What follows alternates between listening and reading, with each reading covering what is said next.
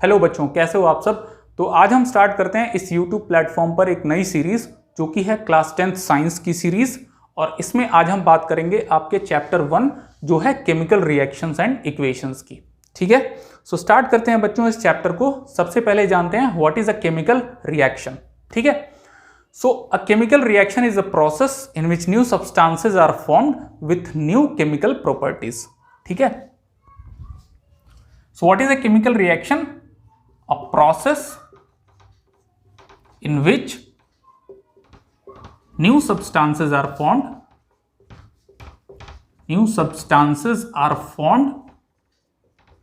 with new properties. That will be called a chemical reaction. अब बच्चों इन सारी चीजों को हम एग्जाम्पल के साथ भी देखेंगे, लेकिन पहले मैंने आपको एक स्टैंडर्ड डेफिनेशन बता दिया कि एक केमिकल रिएक्शन में क्या होता है। एक नया प्रोडक्ट फॉर्म होता है और उसकी नई प्रॉपर्टीज होती हैं। ठीक है, सो एक्चुअली ये होता क्यों है? What exactly happens is atoms की रीअरेंजमेंट होने की वजह से एक नया प्रोडक्ट फॉर्म होता है। ठीक है, so the most important thing is एक केमिकल रिएक्शन में एटम्स की रीअरेंजमेंट होती है। ठीक है, यानी कि कुछ सब्सटेंसेस कंबाइन होकर एक नया प्रोडक्ट बनाते हैं और इन सब्सटेंसेस के एटम्स के रीअरेंजमेंट होने की वजह से ही एक नया प्रोडक्ट फॉर्म होता है। और क्योंकि एटम्स की रीअरेंजमेंट हो चुकी है इस नए प्रोडक्ट में, इसलिए प्रॉपर्टीज भी डिफरेंट होते हैं। ठीक है, so now in a chemical reaction actually two things are involve, reactants and products. ठीक है, so the substances which combine together in a chemical reaction are called reactants. ठीक है, we have reactants and products in chemical reaction. So reactants are nothing but the substances which combine together in chemical reaction. Substances which combine together in a chemical reaction. And what are products? Substances which are formed in a chemical reaction are called products. Substances which are formed in a chemical reaction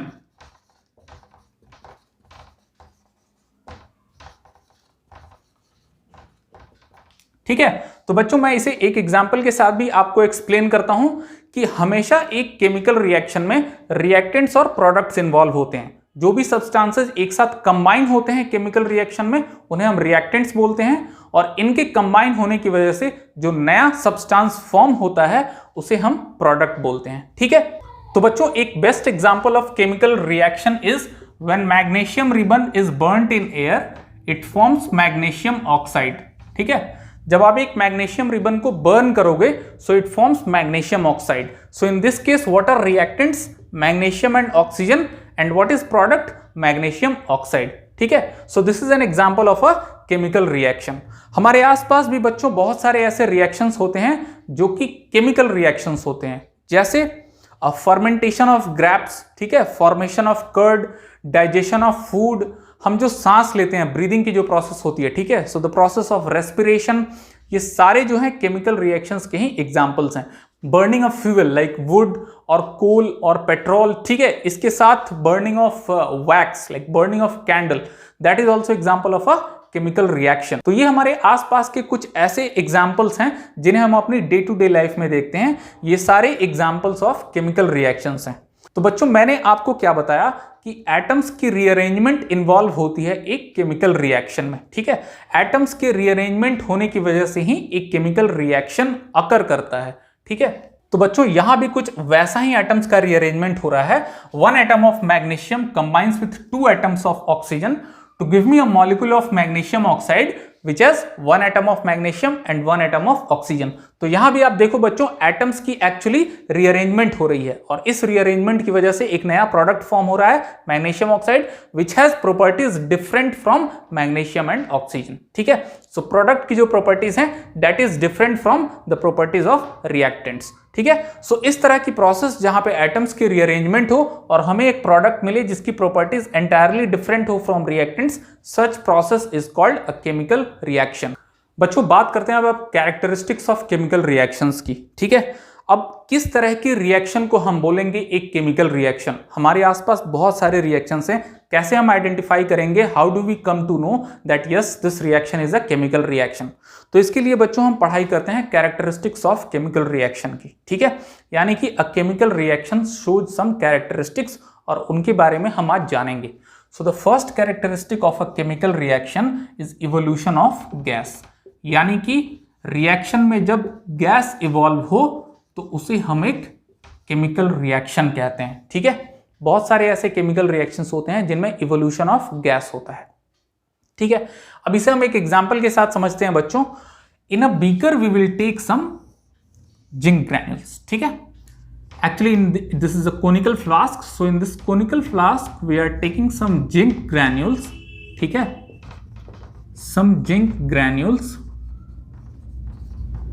Now we will add dilute sulfuric acid in this zinc granules. We will add dilute sulfuric acid to this zinc granules. So because of this reaction, we will see that hydrogen gas evolves. And we will see hydrogen gas bubbles in this solution, ठीक है। So we will see that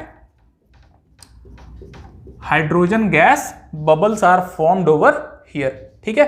So this is the best example which shows evolution of gas. So when zinc granules are treated with sulfuric acid, actually hydrogen gas evolves in this reaction mixture. So this is the best example for evolution of gas.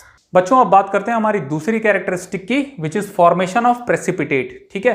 So precipitate क्या होता है? जब भी हम solutions को as reactants use करते हैं, सो कोई ना कोई रिएक्टेंट जो होता है वो दूसरे सॉल्यूशन में इनसॉल्युबल होता है और उसकी वजह से it separates out as solid in the product formed, ठीक है। और उस सॉलिड को हम प्रेसिपिटेट बोलते हैं। That insoluble solid which comes out of that solution, which separates out of that solution is called a precipitate, ठीक है। सो जहां भी फॉर्मेशन ऑफ प्रेसिपिटेट होता है उसे हम एक केमिकल रिएक्शन बोलते हैं। अब इसका बेस्ट एग्जांपल है बच्चों जो कि मैं आपको बताता हूं। Now we will take a beaker. In this beaker we will take some potassium iodide solution.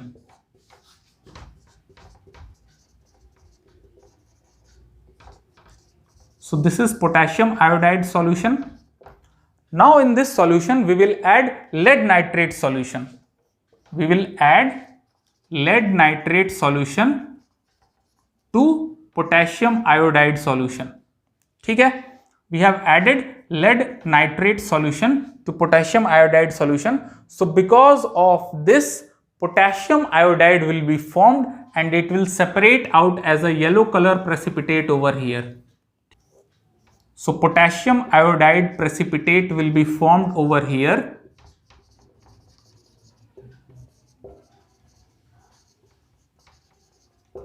Here potassium iodide precipitate will be formed which is of yellow color.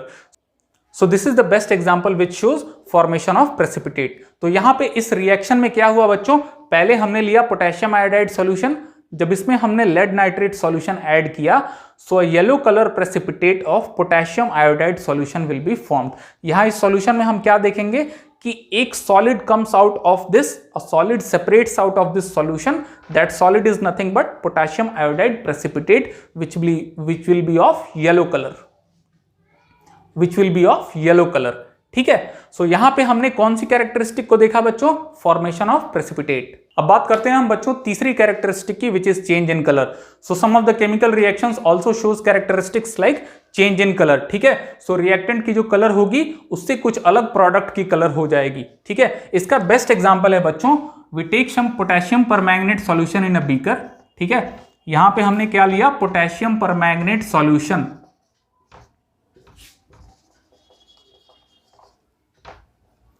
So potassium permanganate solution will now be treated with citric acid. ठीक है, सो हमने क्या करा? Drop wise इसमें lemon juice डाल दिया. ठीक है, so lemon juice contains what? It contains citric acid. ठीक है, now this potassium permanganate solution is actually of purple colour. ठीक है, जो पोटेशियम परमैंगनेट सॉल्यूशन हमने ले रखा है इस बीकर में, it is of purple colour. But when we add citric acid to this, the purple color of this solution fades away and it becomes a colorless solution. ठीक है, so here we see that there is a change in color. Purple colour जो था वो actually अब colourless हो गया। सो this is an example of change in colour. ठीक है, अब बात करते हैं बच्चों फोर्थ कैरेक्टरिस्टिक की, which is change in temperature. ठीक है, तो बहुत सारे ऐसे केमिकल रिएक्शंस होते हैं जहां पे रिएक्शन में हीट जनरेट होता है और उसकी वजह से टेम्परेचर राइज करता है। ठीक है, बहुत सारे ऐसे भी केमिकल रिएक्शंस होते हैं जहां हीट एब्जॉर्ब होता है and because of that the temperature actually lowers down, so there is a decrease in temperature over there. ठीक है, so the chemical reactions where heat is actually generated is an exothermic chemical reaction, and where actually heat is absorbed, that is called an endothermic chemical reaction. ठीक है, so in any case we have change in temperature in a chemical reaction. इसका best example है बच्चों, आपने देखा होगा जब चूने में हम पानी को ऐड करते हैं तो सॉल्यूशन जो होता है वो खौलने लगता है थोड़ी देर बाद। ठीक है, क्योंकि हीट बहुत ज्यादा जनरेट होता है और उसकी वजह से there is a rise in temperature. So that is the best example of change in temperature. ठीक है, so in a beaker if we take some quicklime, ठीक है, in a beaker if we take some quicklime, now we will add slowly water to this quicklime. ठीक है, जब हम water को add करेंगे इस quick lime में, so lot of heat will be generated. ठीक है, lot of heat will be generated and slaked lime will be formed over here. So in this reaction, heat is actually generating and so the beaker will become hot.